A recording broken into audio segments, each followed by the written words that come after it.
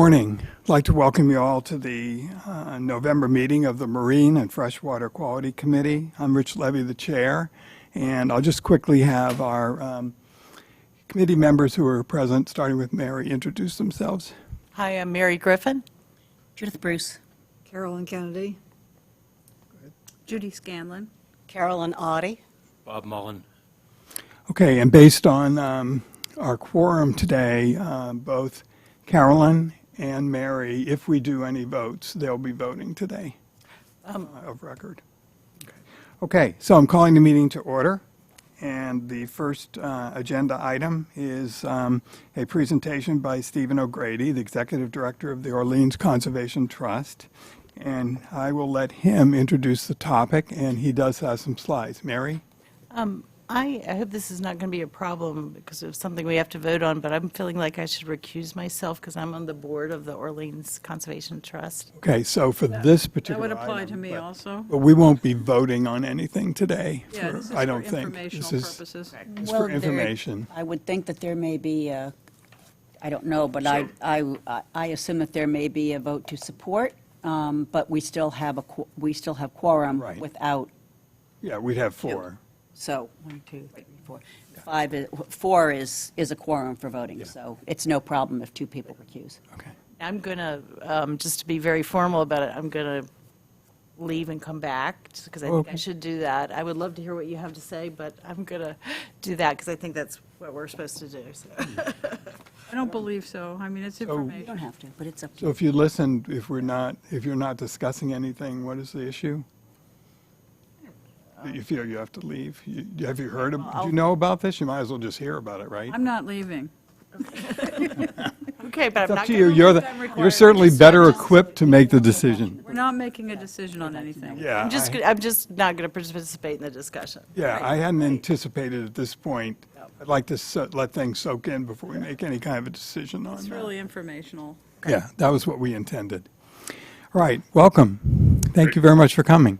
Thank you for that complicated introduction. Sorry. I'm Steve O'Grady. I'm the Executive Director at the Orleans Conservation Trust, as Rich said.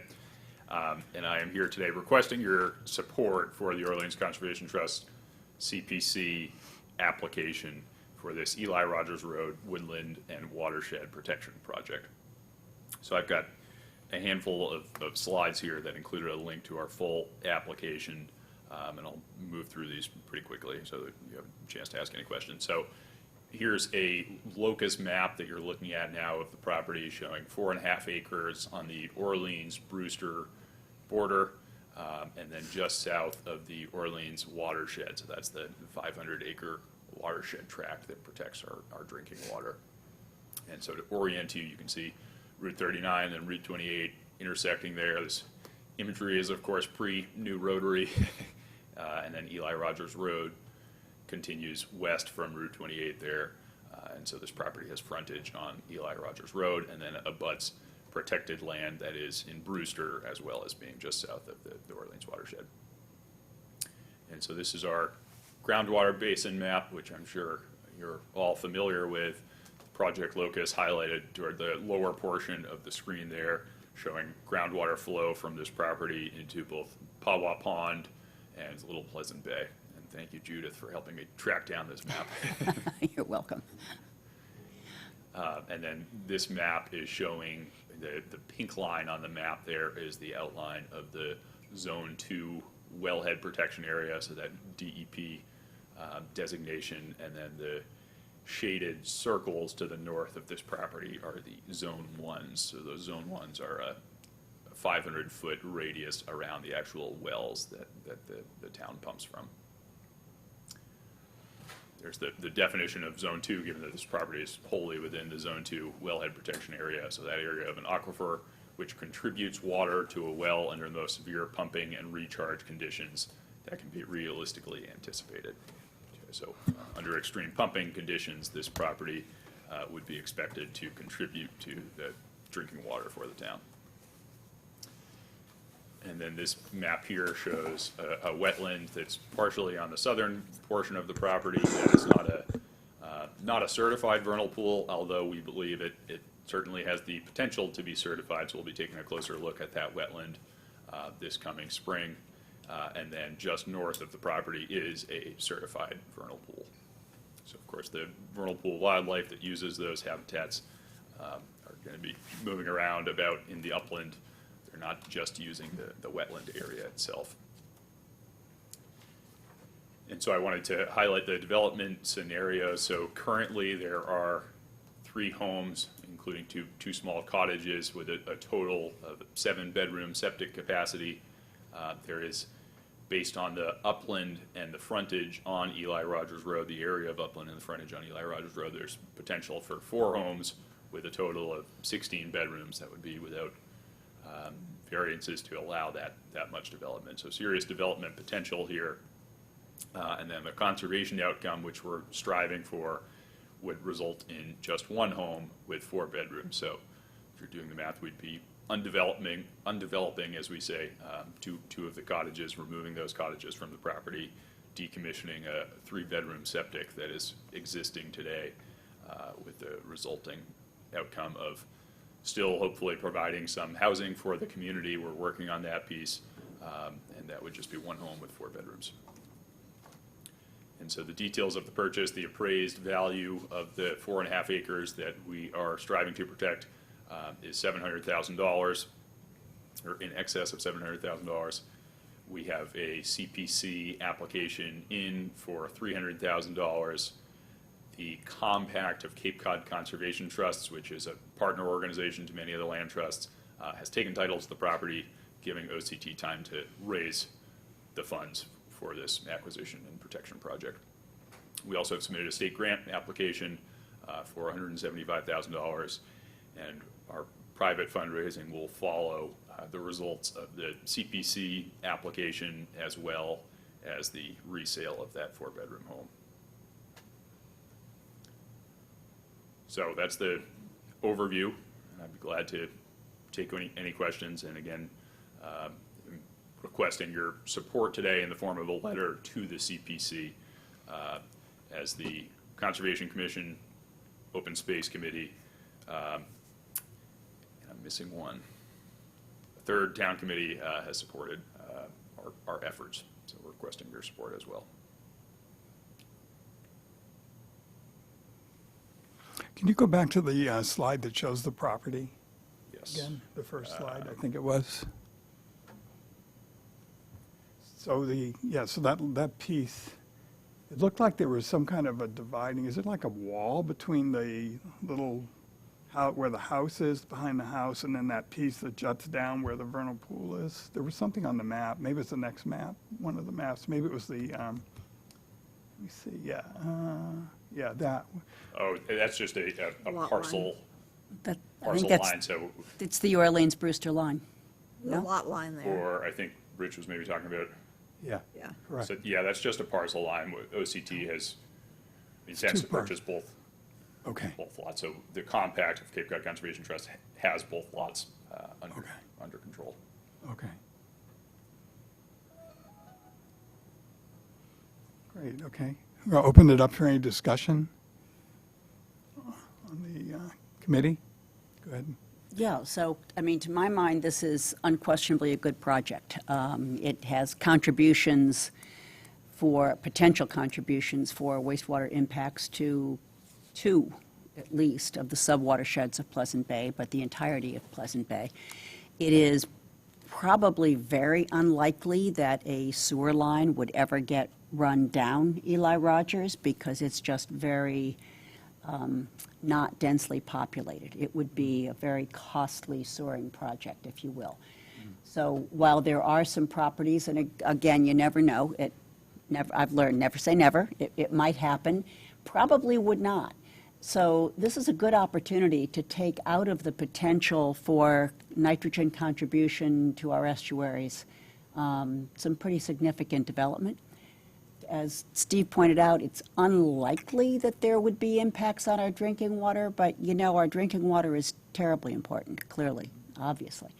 And so in the event of a great deal of pumping of water and very low water years, well, that could pull septic waste, if you will, septic influent, into the watershed.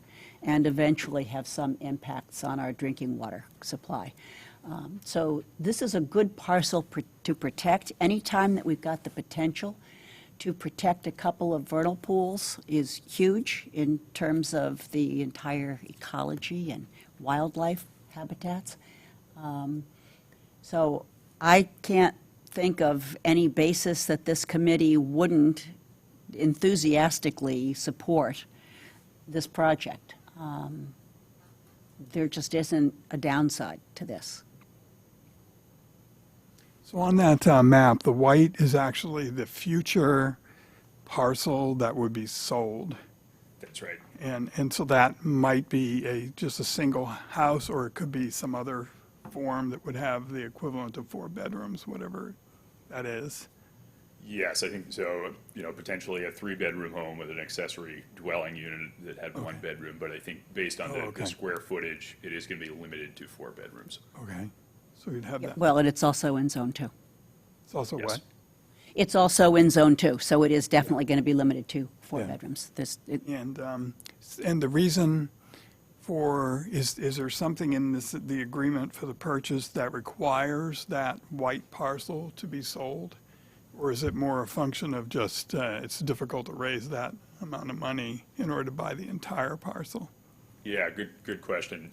So it largely comes down to our fundraising abilities and also the condition of that home, where that home is in relatively good condition. We're already going to be removing 2 homes from that property, and we thought it wasn't a good use of OCT's time and our resources potentially to be taking down a home that is in good condition while we still have the opportunity to be removing 12-bedroom potential from the remaining 4.5 acres that will be protected. And then we're also trying to use that home, because it is kind of under our control, working with the compact to provide a community housing need. Knowing Yeah, that's another- that would be great if there could be some funds and some underwriting to make it possible to have that be I don't want to say affordable big A, but affordable little a, some workplace housing with an accessory dwelling unit as well would be fabulous. Okay. Any other questions? Okay, so you guys, you're going to recuse yourself from any further discussion? Yes, I just wanted to thank Steve Yeah. as a trustee of the Orleans Conservation Trust, but I do thank you for coming.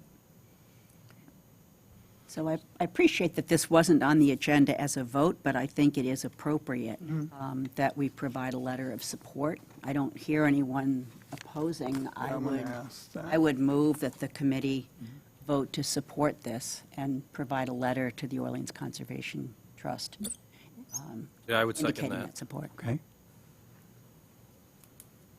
Okay, any further discussion? All right, so now Valerie is here, so I think Carolyn can't vote. 1, 2, oh, no, we're not, you two won't be voting, right? Okay, great, so you will be voting. And so if I can see hands for those who are in favor of writing a letter of support to the Orleans Conservation, actually, you want it written to, I think, the CTC? CPC, yes. CPC. Walter Support of North is the CPC chair funding. of that committee. Okay, and we'll write a letter of support for their proposal, which we have seen. Okay, can I have a vote by hands then? For aye? Okay, so we've got 6. so 6, 0, and 2 abstain. 02. 0, 6, 0, 2. Okay, very good. So we'll work on that. Thank you very much. Get that done. And so timing-wise, it wasn't clear to me. I mean, obviously, as soon as possible, we'll try to get that done before our next meeting. That's going to be fine. And has your time frame changed at all, or in terms of fundraising, when would you anticipate beginning the fundraising? So we want to know how this CPC process shakes out. $300,000 would be a significant contribution from the town toward this property. We think certainly warranted, but obviously that has significant implications for our private fundraising efforts. And then likewise, we're also working as fast as possible to figure out resale of the home. So without those two pieces resolved, it's hard for us to know what we'll need to Right. raise. So we're not actively fundraising yet. We're more in the awareness raising stage, and that will follow. Is there any thought that that amount could be larger to qualify for both the housing component of CPC as well as the open space, if you will? Yeah, it's a great question. That could get complicated, I realize that. Right. I think we've had a lot of those conversations with some of the housing interests and determined that this project might not be the right one to follow those formal channels Okay. for securing community funding for housing. I just wonder about the potential for a, quote, veil indeed type. And I know we don't have anything like that officially at this point, but it could still be, it could still be something that's considered. Right. That's a program where you basically purchase a deed restriction on a home that says that that home may only be purchased by someone who works in town. So you basically, you don't set the price, it doesn't make it affordable, it simply reduces the market to those who work in town, doesn't have to be for the town, it just has to be working in town, so that you can provide some workforce housing, basically influencing the market to make it more affordable. Right. Right.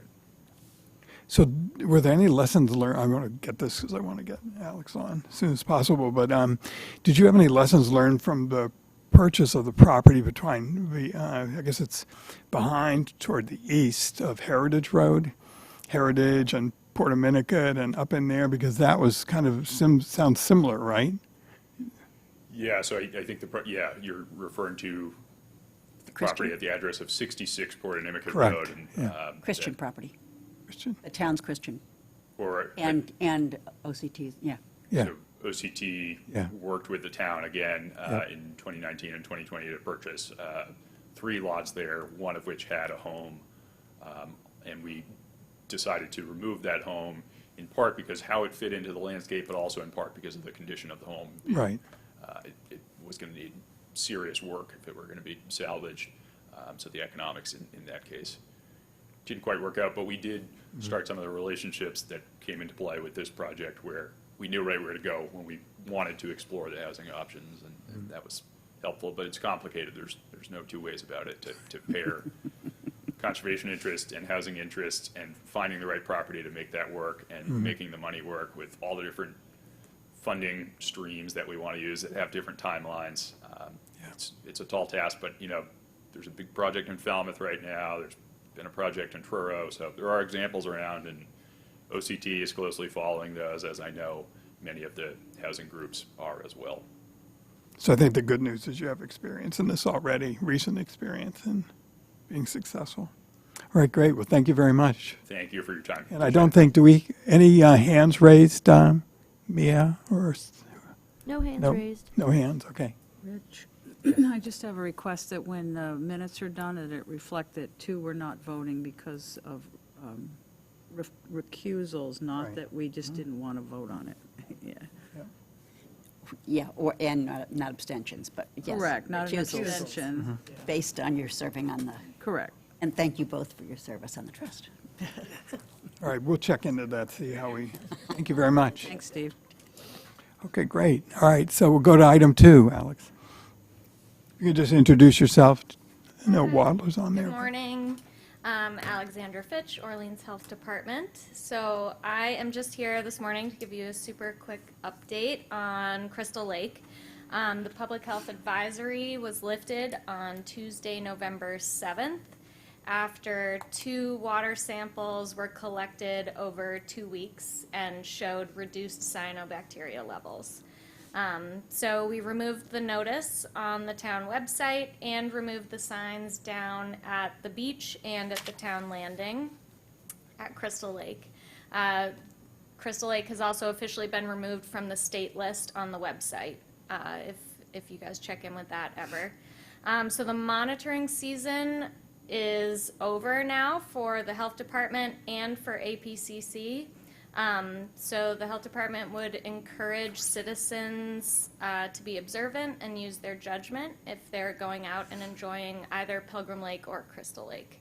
Our sampling season for 2024 will begin Memorial Day and go through Labor Day next year. So until then, we will not be collecting water samples for bacteria levels, and APCC, somebody on your board might be able to tell me when they begin again, but I know you take some time off. So that is my update. Generally, the first week in May. This is OPC's program. Okay. Orleans Pond Coalition. Gotcha. With APCC, and it's generally the first week in May.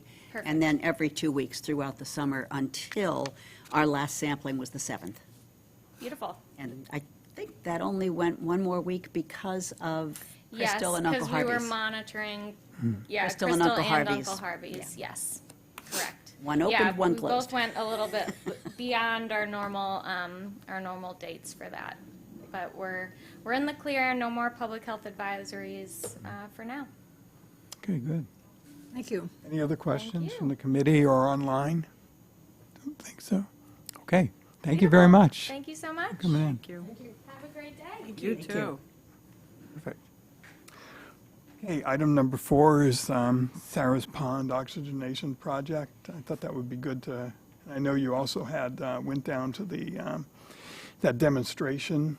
Yeah, well, Coit Bay held an all-day seminar program. Maybe if you could Yeah, talk about it was a Sarah's and then- very good, it was unfortunate that that wasn't recorded because a lot of people have asked me for it. And No, it I was some would've great liked- information.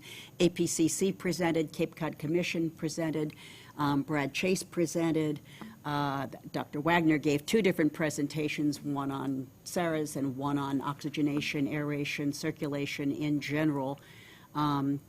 It was, honestly, the young woman who organized this whole thing at the end was only concerned that there might have been exploding brains because there was so much information that came out. But she said that the info she got back, there were well over 100 attending, and the input that she got back from those attending was that they got it. It was good, it was very helpful. So, as I say, it's unfortunate that that didn't get recorded, but it didn't, so it is what it But I is. think the slides are available now, or at least, The slides are available and posted, yes, they're at, yeah, they're on the Coit Bay website. And I'm sure that there will be additional programs. So what sort of triggered this is one of the ponds, I want to say it's called Bourne's Pond. It's a freshwater pond that is managed, not owned by, but managed by Waquoit Bay. And there's a citizens group around Bourne Pond. And they have been getting it assessed and analyzed, and actually extensive work done on it over the years, which was why Brad Chase was reporting on it, because it is a herring run. And they have done, the DMF has done work on it over the years to improve that. You may be familiar with it, Mary, I don't know. But, so anyway, one of the approaches that the citizens group was very interested in was the same oxygenation technology that's being used at Sarah's Pond. So they had contacted us early on, wanting to come out and see it and get it more information. I've had multiple conversations with the folks at Waquoit Bay. And so that sort of triggered this to say, well, okay, if there is, and it's not a new technology by any means, it's been used forever in water systems and wastewater plants and et cetera, but if there is a newer approach to this for natural pond management, should we not learn more about it? And so that's what triggered this program.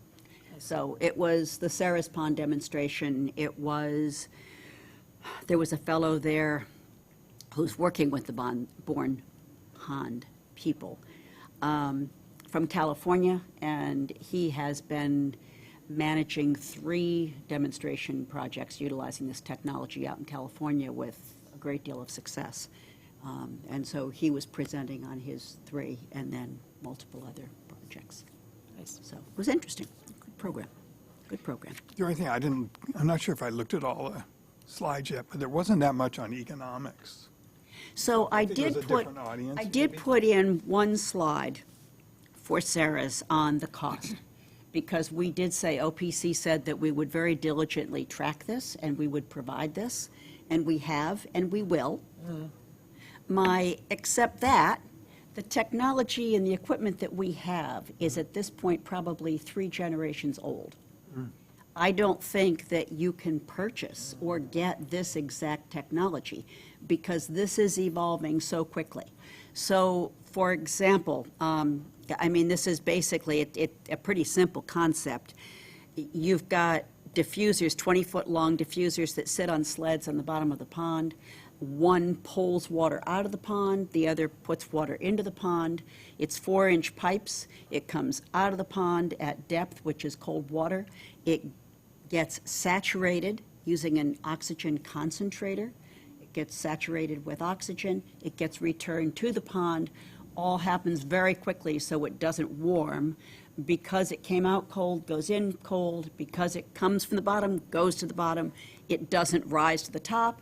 The oxygen stays at the bottom with the interface of sediment and water column.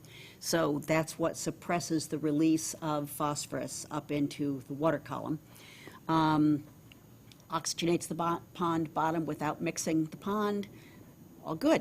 So that's what OPC has. There's a little shed that sits at the edge of the water, and all the equipment sits there, and the magic happens in this machine. Now, everything except the oxygen concentrator sits underwater. So there's no real diffusers on sleds. There's no pipes. Well, there's little pipes. The only thing that's out of the water is the oxygen concentrator. So that shoots the concentrated air, highly oxygenated air, down into the equipment that sits on the bottom. It all gets saturated there. The water gets diffused there. The advantage is there's less opportunity for the water to warm up coming out of the water. It's also much less electricity because you're not pulling water through a 4-inch pipe. I mean, our run, this is 17 feet down from the top of the water. It's 200 feet from where these sleds are to the pond edge. That's a big run to have to use electric to pull water out, do the magic, put it back in. So all you've got basically is the electricity putting the oxygen into saturating the water, much more simplified.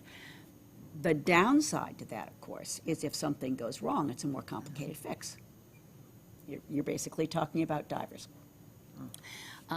So as with everything, there's pros and cons. So I didn't bring that slide with me. It should be online with my slides on Walk White Bay, but I will briefly try to recall. I believe that the original equipment, I know, not believe, I know, was $30,000. $1,500 in upgrades over the 3 years.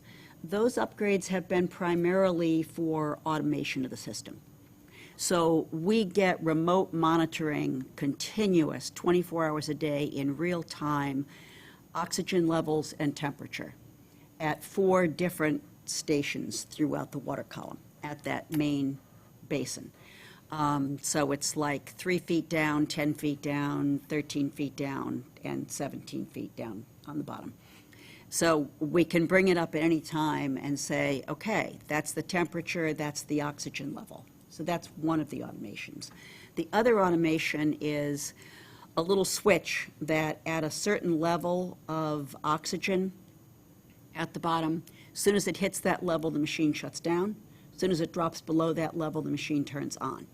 The advantage there is we don't have to worry about over-oxygenating the pond in the first place. In the second place, again, less electric, because sometimes you only need to run that machine 6 hours a day to give you the oxygen levels you need at the bottom. Why run it 24 if you don't need to be having all that electrical used? So that was the $1,500 for the upgrades. The electrical has been running about $2,800 a season. That's a number that's really, when you look at it month by month over 3 years, that's varied wildly. And the big difference with that one is how well is the equipment running. So we had a situation this past summer Based on previous years, Paul Ganser, the inventor, thought we did not need to pull the headers to have them cleaned mid-season. We found that, in fact, we do, and that's now part of the maintenance protocol. So what was happening, it's the good and the bad. When you get more oxygen, you get more growth. That's what you want. It's called life. It brings the pond back to life. The downside to that is your headers can foul more easily because now they've got all this great oxygen down there and stuff is growing like mad. So the headers were starting to foul. I mean, I could hear it when I went over to monitor the pond. I said, this takes me back to my hospital days. I feel like I'm walking by the respiratory care unit with the ventilators going, bah. I mean, it just sounded, I said that there's a problem. And we could see then on the remote monitoring that we were starting to get lower and lower levels of oxygen. And the machine was having to run 24 hours a day and harder. That takes more oxygen. So when the machine runs smoothly and everything is properly maintained, the electrical costs are fairly low. When there are issues with it, they go. Do you have solar there? No. Could you have solar there? I'm not sure. Possibly. I'm not sure that solar could run it. Possibly. It seems like, I mean, this has been a great demonstration project, and when I was on OPC's board, I heard about it quite a bit over the years, and its evolution.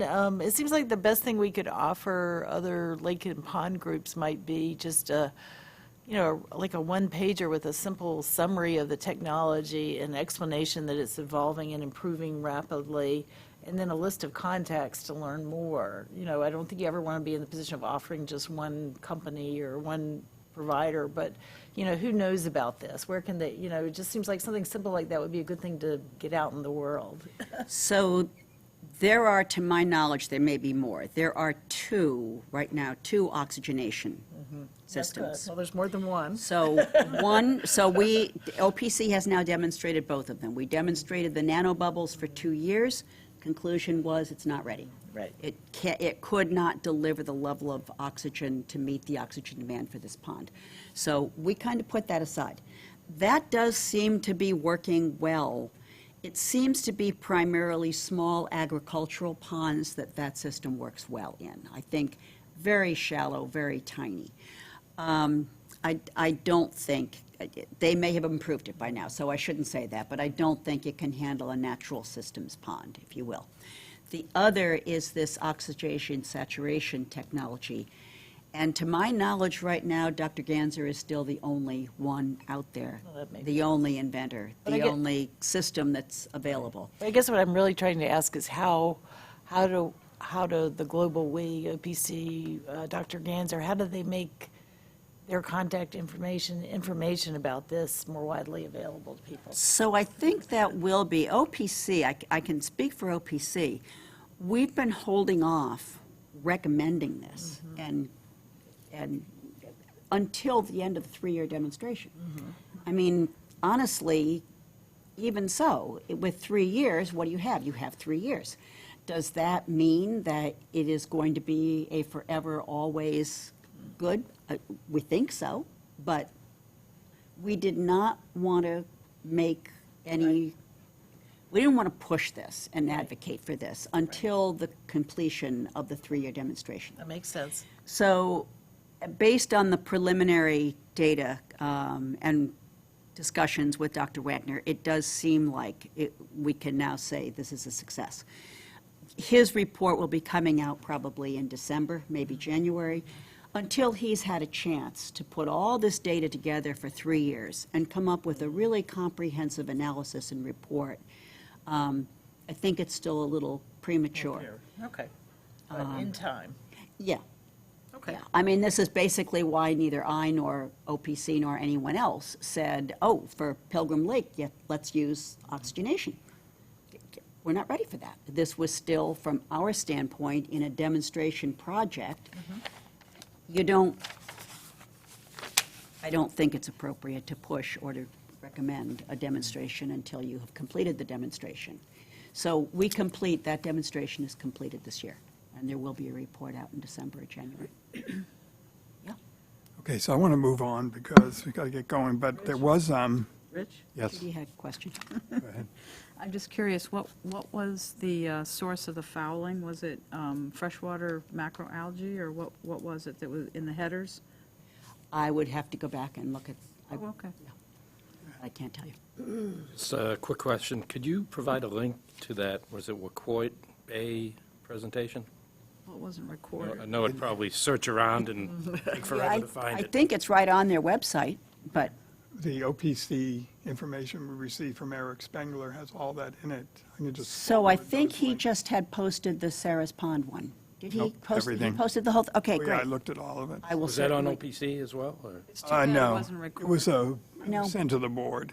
Okay, Just, I'll send that on to you. that'd be great. yeah, and it I'll has all send it of on the to everyone. links. If you don't want it, delete it. Yeah. If you can send it, because his email, which I don't know if he created or you created or who created, but He created it. it had all the links. It's Yeah. very good. It was very informative. Yeah, no, he created that. So I think there's a lot Yeah, so there. we're now shut down for the season. It was shut down as of October 14th, I think, something like that. It will be started up again, most likely in April. We're talking with the abutters to take over the project, and if they will, we will gift them all of the capital. Okay, but OPC won't be providing funding for the electricity or anything. That's going to be from the abutters. That would be from the abutters. OPC would continue all of the funding for and the research, the monitoring and research. Because that needs the consistency. I mean, if you start out with one, you need to follow that through with the same. Okay, so the abutters are going to. Maybe. Maybe. Again, it's under discussion. They're hoping. Yeah. Okay, good. They're very interested. We'll see. So when you get a chance, take a look at those slides. Ken Wagner did a overview of the circulation technologies. There was another one on technical aspects of the oxygen saturation technology, which talks more in detail Yep. of how it works. And then I believe he also had sites where they have that running. I thought those were useful. But like I said, there wasn't a lot on economics. Okay, let's move to item 6. Any questions online? Item 5, Rich. Sorry, So I'm sorry, Rich, my costs were not listed on that? There was not the go ahead. I'm slide? sorry. There was not the slide of the costs? I don't think so. If there was, I must have missed it. She Trust had- me, I didn't look yeah, at it she's that got the slide carefully. I back. just got All it. right. So, I can double check that. yeah, if you could, that'd be great. So item number 5, thank you. It's okay. Carolyn, are you prepared to I- give an update? Do have an update that I sent to Ed to make sure that it met his standards. And so I'm just kind of going over, Alexander just mentioned that Crystal has reopened, so I'm just kind of, it's been a few months, actually, so I wanted to kind of go over sort of how things have happened. Pilgrim Lake recovered and reopened in August, but then Crystal Lake developed a cyanobacteria bloom on October 3rd. Ed Hafner discovered that during a regular scheduled testing day that he and I were testing on. And it nearly, I know, it's so Earth-shattering, exciting I these know. days in town.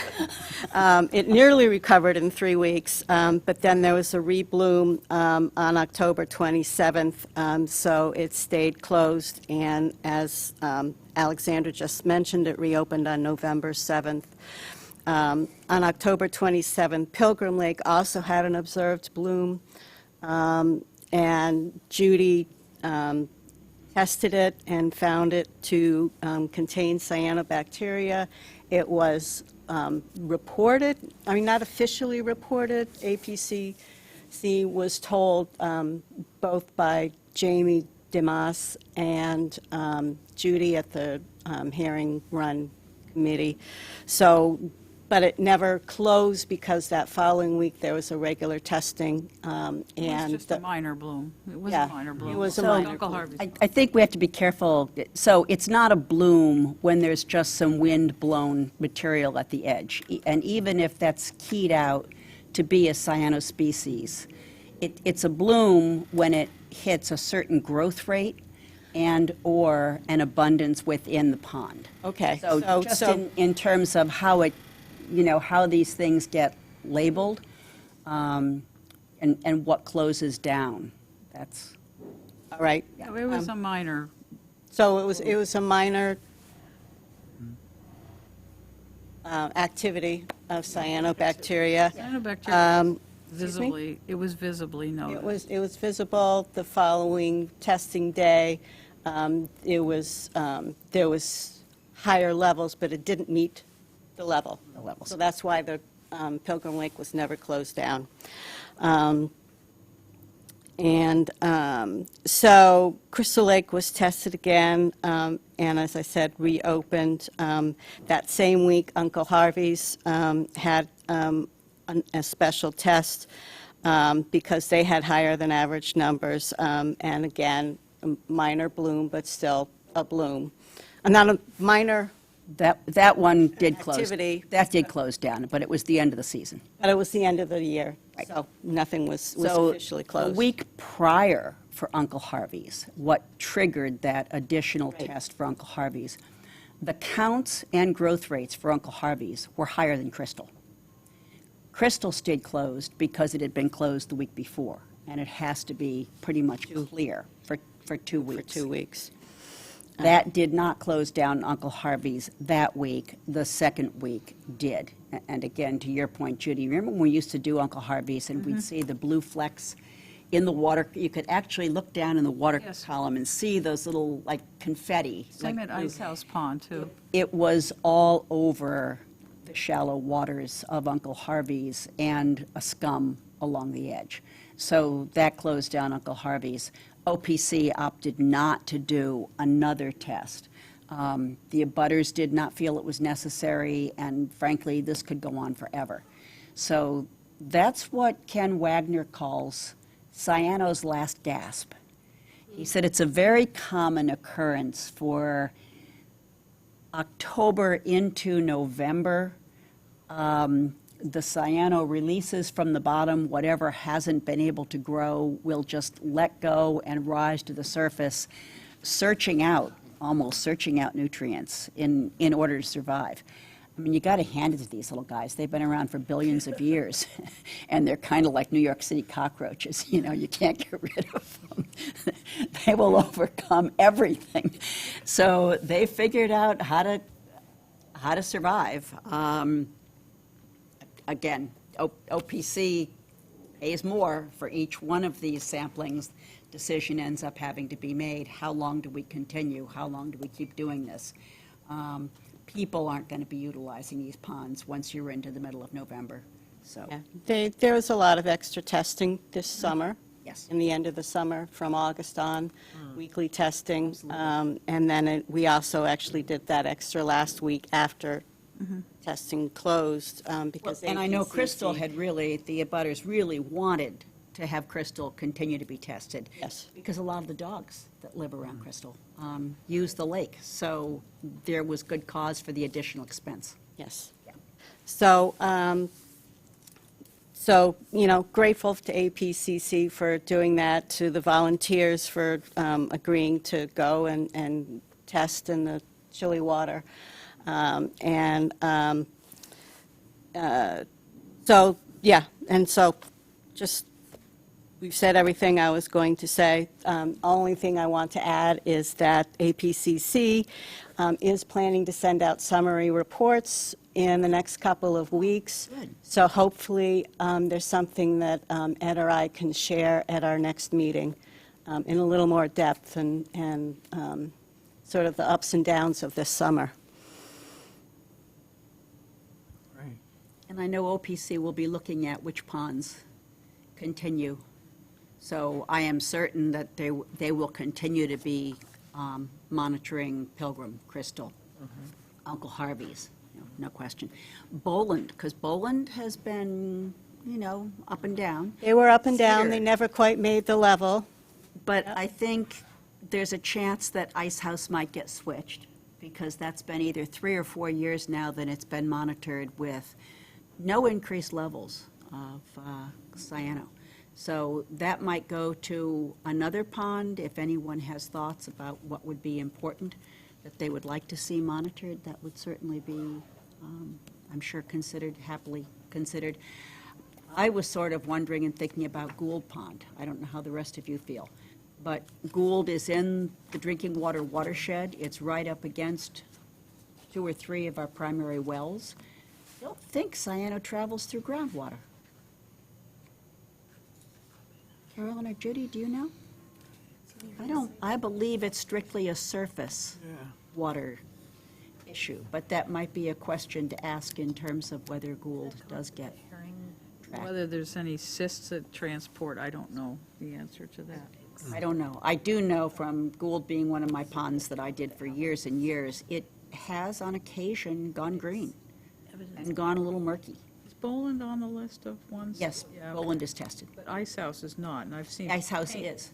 Both Carolyn and I have seen the paint chips every year. Flex on there, You have, well, it's sampled every 2 weeks. but not this year.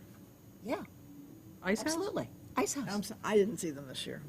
No, I'm saying it has been sampled, but OPC has sampled it with That's APCC. April, when you're not sampling, probably. April, when we see it? So the APCC program starts the first week in May, Yeah.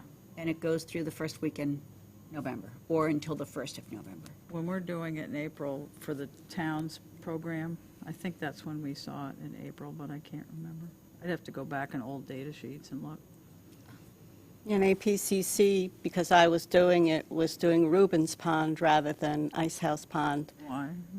So, I know, I don't, I, Carolyn and I have pondered that. We don't understand that decision. well, we were never asked for our input. We on weren't asked. thinking they, about it. they insist we were, but Yeah, they'll tell you that they did ask, but they did not.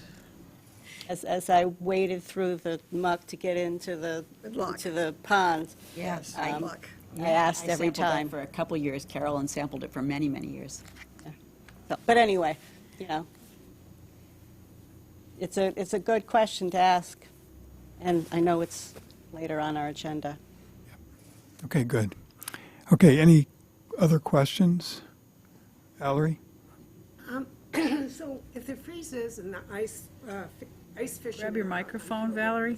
You need to use a microphone.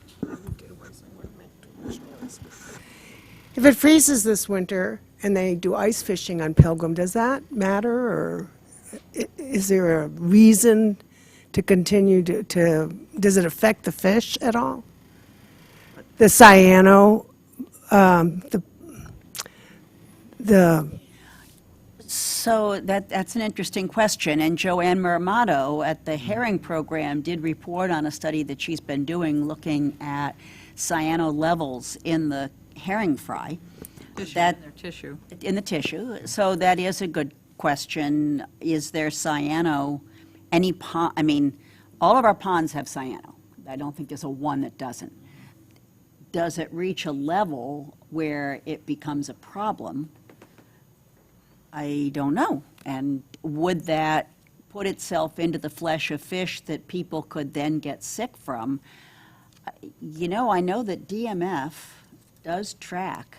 They track for mercury. I don't know if there are other contaminants that DMF, would you know, Mary? That DMF tracks I don't know if they're contaminant levels in? I don't know if they're tracking cyano, but we could, ask Brad Chase by email or something. It's, yeah, I don't know. We also know, Answer, Valerie. I can't hear you. I'm waiting for the chair to recognize me. I can only give you an educated guess. Wintertime is not when the sediments are releasing the phosphorus. Because it's in the summertime when you have the waters warming and the thermocline develops, and, then you have those sediment releases from the deepest areas. In the winter, that's not happening. Okay, that makes So I sense. think once they've used up the available phosphorus in the water, that last gasp thing is sort of an indication of what's still available out there. There's still inputs, but it's not that big triggering slug that they get in August or July, August, September, sometimes even October. That's a good point. That's And I just guess my the question educated is, guess. how long does the cyano remain in the fish's tissue, which was sort of what Yeah. Joanne was asking. Now that we know that, yes, it's in the tissue of the fry, does it stay in the tissue when the fry go out to sea, when they're eaten by other things, return? Question would be, is cyanobacteria toxin a bioaccumulator? Right. Is like DDT or PCBs or pesticides or whatever? And I don't know the answer to that. I don't know. I don't think anyone does. So, Rich? Go ahead. I just want to make a comment that we know at Crystal, because obviously I'm there, that even when Crystal was, all had all the signs and all of that, there were fishermen there on a regular basis. So, I don't know whether they were catching and releasing or catching and eating, but just as a comment to the public, the signs are there for a reason. When it freezes over, I know Pilgrim gets a lot of ice fishermen out there. So if there was any reason to think that the pollution or whatever continues, it might make sense to keep some sort of warning sign up. I don't know. I think that's, I mean, we've stayed on Pilgrim, and as soon as the water freezes, they're all out there, right? It's a question that can be answered by Ed Eichner probably, or Ken Wagner. I mean, light also affects phytoplankton. And ice coverage, if it's thick enough, would inhibit light Right. and their growth. Water temperature affects a lot of different things, so. And to your point, Judy, is it a bioaccumulator? I mean, does it accumulate and remain in the tissue, or does it just? Somebody has an Hope answer it to doesn't that. freeze over this winter at Pilgrim Lake. okay. Any other comments? That was a very good discussion. I appreciate the effort. Thank you, Carolyn, for starting us off and for your report. Go to item 6, wastewater management advisory committee. Judith? you have any Yeah, so updates? there was, the same day as the WIC-White program, there was the public information meeting on the comprehensive wastewater plan that I believe the select board then voted on last Wednesday. I'm not certain. Meph might know. We didn't meet last Wednesday. You didn't? Okay. There's your answer. There you go. So that should be, that was recorded. For those of you who didn't, I know no one here was in attendance. You may have been watching it on Channel 18. If you didn't, you can certainly tune in. It was not well attended in terms of numbers, but there were great questions asked. It was a really good discussion. So this is basically, you start with a comprehensive wastewater management plan. It has had revision over the years. This is now the first really major overall revision that's going into DEP. This will be submitted by the end of the year to DEP. This basically is like the roadmap of what we've done so far, but where we're going and what the approach is going to be ongoing.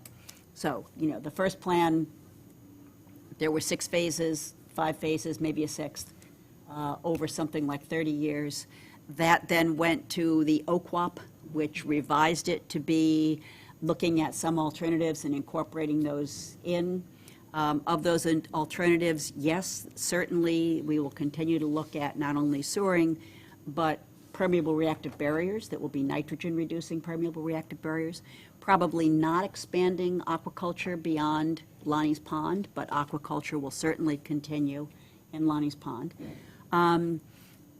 So that is the roadmap for the future, if you will. They will be smaller